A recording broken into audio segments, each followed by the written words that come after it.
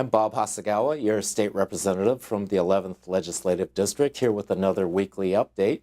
And as is become customary now, I take one of these messages that I get from Renton Technical College. This one happens to say, I hope to be a doctor, but first I am going to learn English very well for to make my dreams to reality.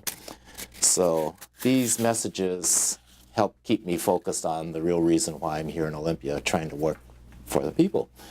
And here you see a picture that was taken from Jose Rizal Bridge at the north end of Beacon Hill, overlooking the beautiful Seattle skyline. And you'll find artwork throughout the campus here in Olympia by artists from all around the state. So in my office here, I've got a couple of pieces of artwork from people in our district, and I'm very proud to display them. Where we're at right now with the legislature is that we just revealed our budget, and through some magic, we were able to try and minimize the damage. As you know, that we're looking at a $1.7 billion shortfall in revenue projected. So we're having to deal with that in this legislative session. That's been the overwhelming issue right now. Thankfully, we were able to try and minimize the impacts, the negative impacts to the 11th district that could have happened through this budget process. We got a little bit of good news during this session in that the revenues projections have actually gone up just a bit. Maybe that means that our economy is finally flattening out.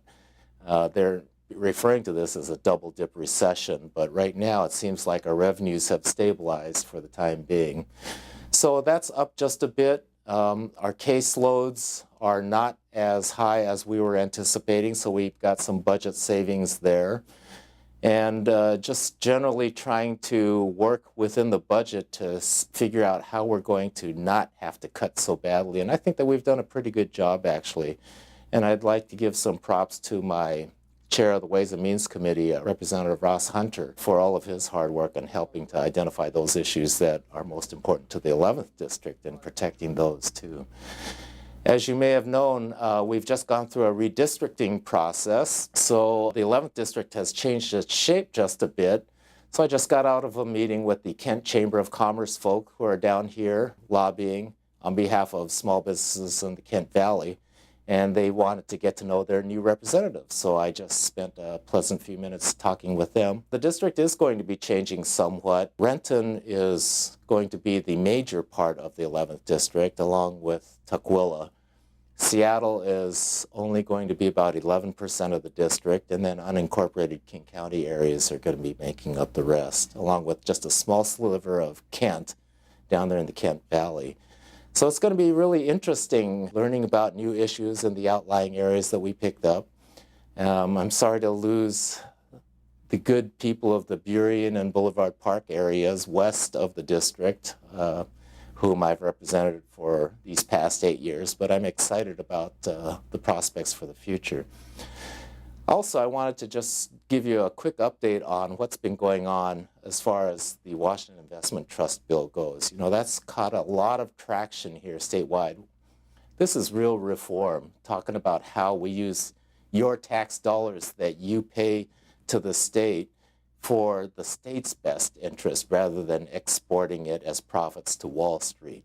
So I'm still working on that bill, and hopefully I'll have good news by the end of this legislative session for you on that. I should mention, too, that we just had a town hall meeting in Tukwila, and a lot of people raised very good points down there at that town hall meeting. I had a teletown hall the week prior to that where we had a good community conversation, but there's nothing quite like meeting face-to-face with constituents. So the top issues seem to have been related around social services, actually.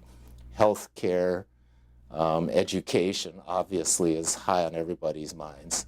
So those are the things that I'm focusing on in this budget to make sure that they're protected. Human services in particular, because the 11th district does get a disproportionate amount of those services that the state provides. So anyway, it's been a pleasure talking with you, and I'll see you at the next legislative update report. Thanks for watching. Again, I'm Bob Hasegawa, your state representative for the 11th district.